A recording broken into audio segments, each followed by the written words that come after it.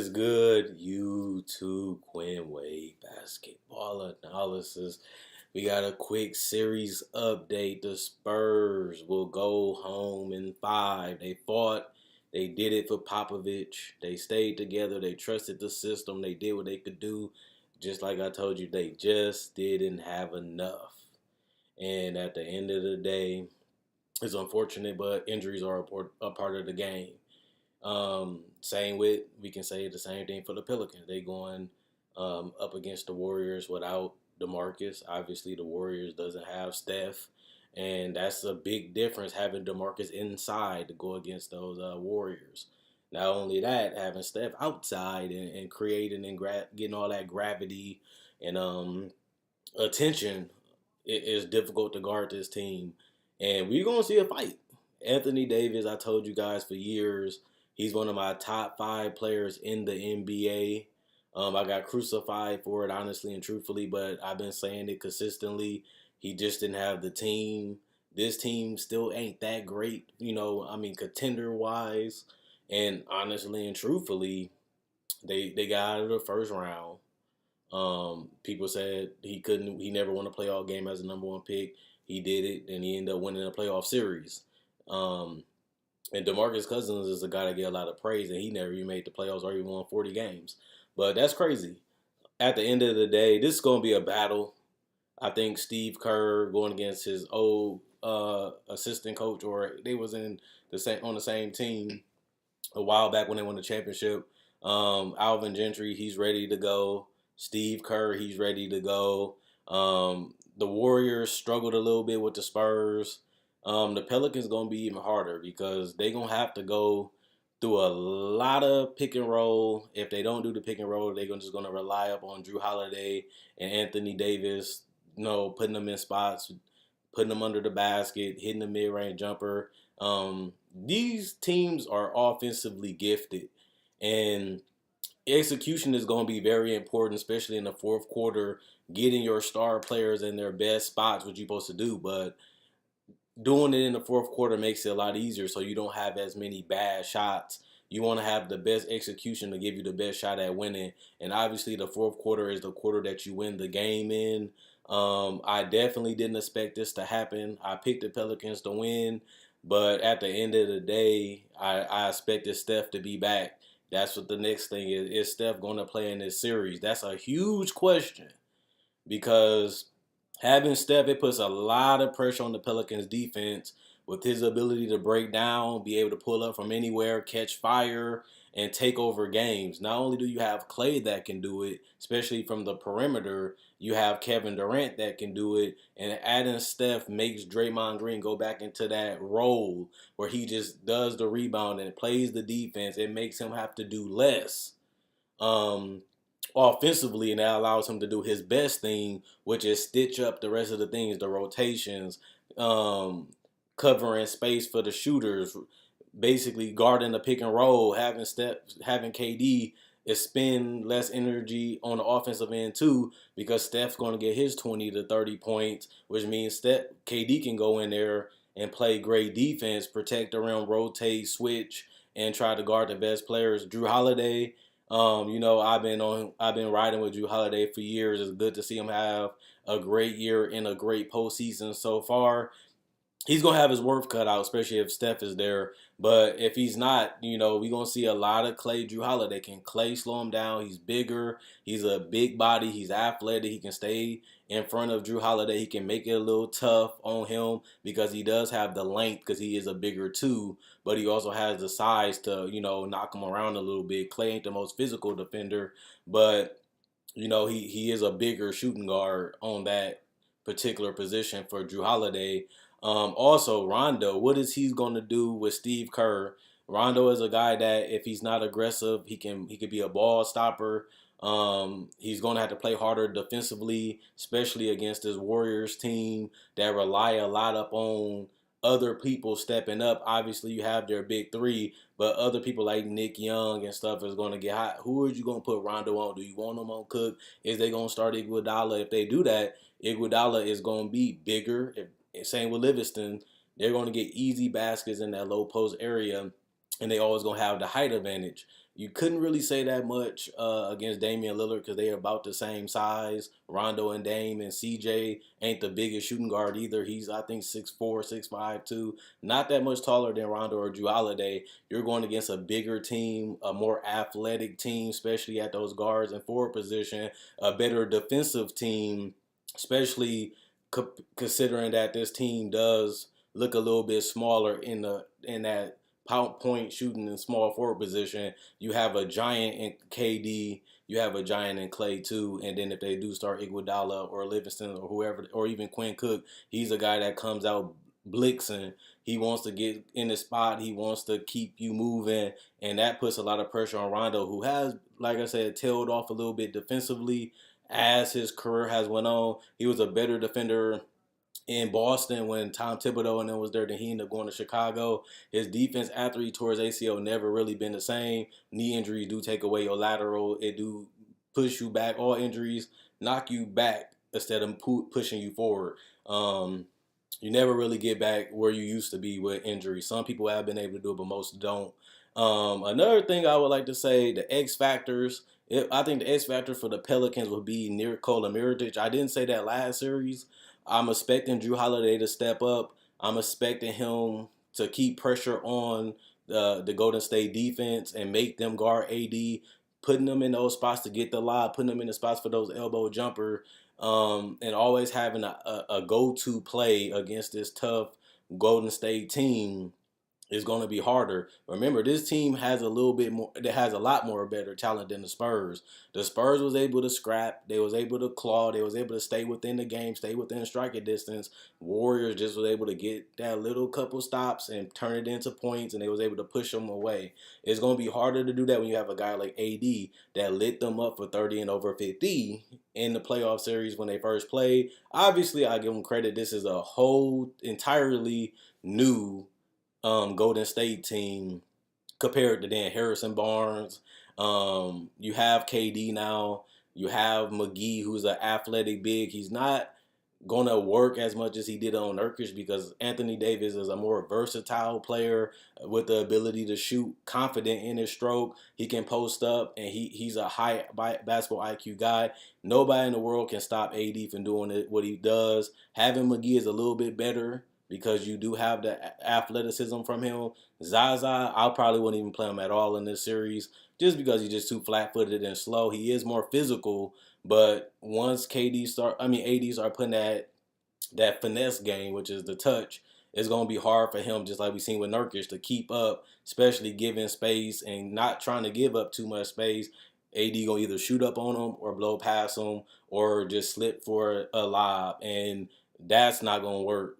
I don't know if McGee can stop that, but we all know Anthony Davis averaged 28 points a game for the last 2 years. That means at a 82, majority of the games he played, nobody has really been able to find an answer for him. And I don't think that Steve Kerr, even when they first played, will have an answer for him. He's a freak of nature. He can play. KD, he's going to need to do more. And I'm not saying like he hasn't played well. This is a step up in competition compared to the Spurs because they do have a go-to guy. They do have go-to plays. They have a good offensive coach. Not saying Greg Popovich and them didn't, but they have more weapons.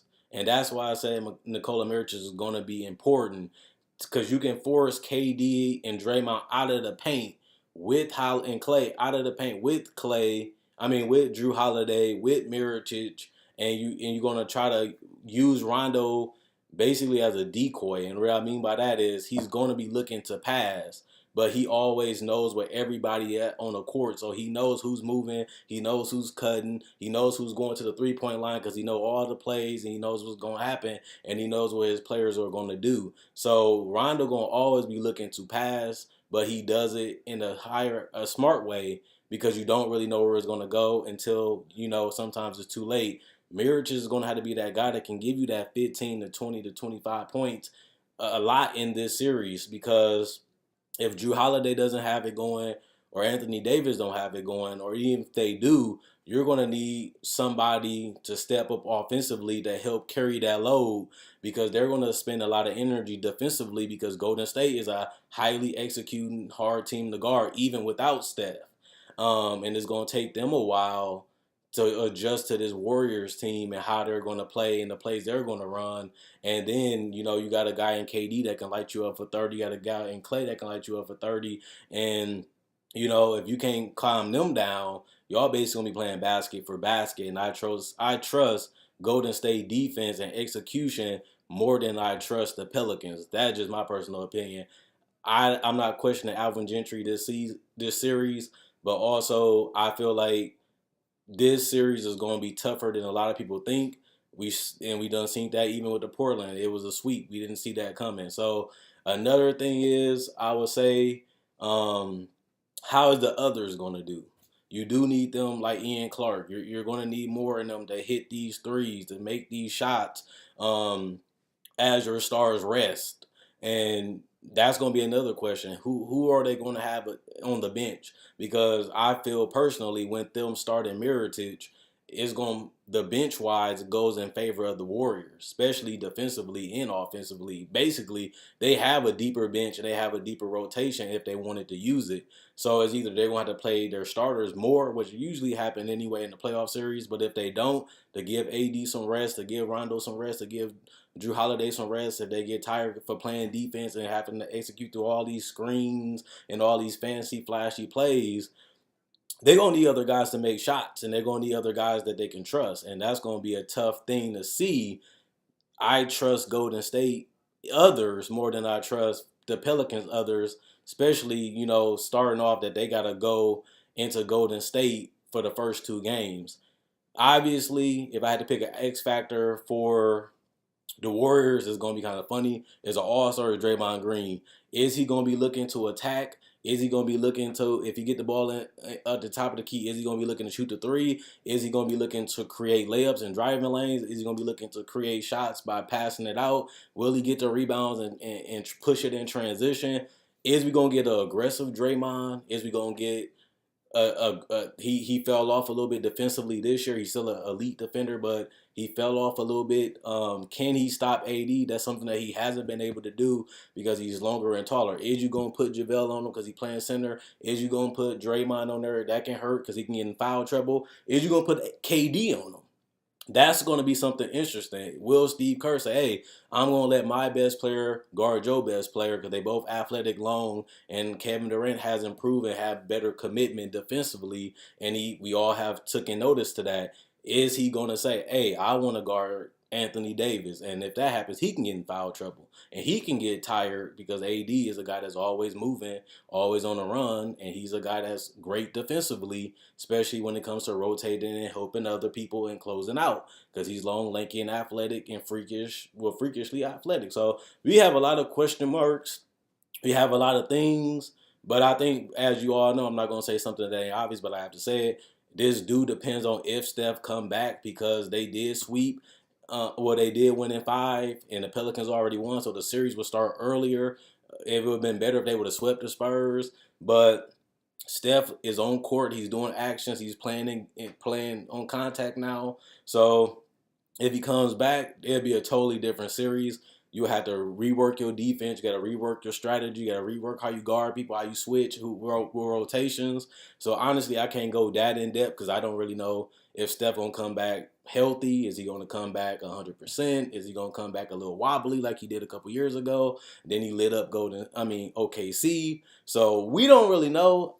Steph is an MVP. He made it to the finals 3 times, and he can light up and dominate a series single handedly. And with the type of supporting cast that he have in Golden State, they should be the favorites. If I had to pick a team, I'm picking Golden State, especially with the thought that Steph is coming back. I'm going to pick Golden State in 6. I definitely think the Pelicans get a couple games off of them just because they're so hard to guard.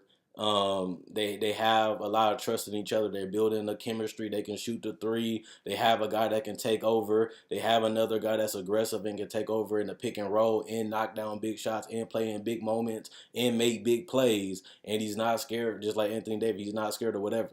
He can get the blocks, he can get the steal just like AD. So Drew Holiday is going to be a big key. Is he going to be aggressive? Can he stay healthy? Can he knock down shots against better defenders and lankier defenders and bigger defenders? So that's going to be a question too. how are they going to utilize Drew Holiday um, against this Golden State Warrior team that can throw Draymond, Iguodala, Clay, and all these long, lanky, athletic bodies at them to slow him down? And will Rondo, play to that level of people call it playoff Rondo, and I'm one of them. Can he make enough plays? Can he score the basketball? Will he be able to step up? We've seen him step up against the Heat. We also see him flop with Dallas. So they need him to step up the most. They're going to need him to score a little bit more than they usually do, which he has done in bigger series. But it's still a question. It's easy to do it then. You got to continue to do it now. So we will see what will happen. Obviously, JaVale McGee might be a bigger key than people think. I might be crazy on that, but he was a big thing in the Spurs series, and he can have a minor to major role in this series depending on how they want to guard this Pelicans team. So it's a lot of X factors, a lot of things, a lot of X and O's, a lot of coaching. That's not my job. I'm here to break down the game the best way I can. I'm not a coach. So we going to see who makes the adjustments. We going to see the game plans, and we going to see how Alvin Gentry going to prepare a go against a Stephless Warriors team and how he make adjustments if Steph Curry comes back with a Steph in KD and Clay Warriors team. So this is going to be this is going to be a test for Alvin Gentry. He did better than what we thought, especially when DeMarcus Cousins went down. They overachieved, especially because they won in the playoffs. But, I think they're ready to go against anybody. I don't think they're scared of anybody. I feel like they think they can beat anybody. And if they have that type of confidence and swagger, I'm with them because they did more than what we thought, especially when DeMarcus went down. And they gelling, they hot, they hungry, and they going to get ready for this game. But I could say the same thing about Golden State. They just played today. They had to close out a game. They had to bring the effort and energy, and they know that the competition is real. And sometimes at the end of the day, good competition, great competition, and playoff competition can bring out the best in you because you're going to want to beat them. You're going to want to play harder. You're going to want to get that belt that we beat Golden State. We won the game. We can beat them. And if they had that mentality that they had against Portland, they went in there and won 2 at Portland and came back and closed it out in New Orleans. So this is going to be crazy. KDAD Part 1. We never seen it, and I'm going to be pretty hungry to watch it. Check out my website at Noss'sPlayground.com. Link in the description and comment section below. Check out my Facebook page at Noss'sPlayground.com. Link in the description and comment section below. Quinn Wade, Basketball Nosses, I'm gone. And let me know who you think gonna win the series. Is it gonna be an upset, or is Steph gonna just destroy him, or maybe even DeMarcus Cousins might say, "Hey, I'm back."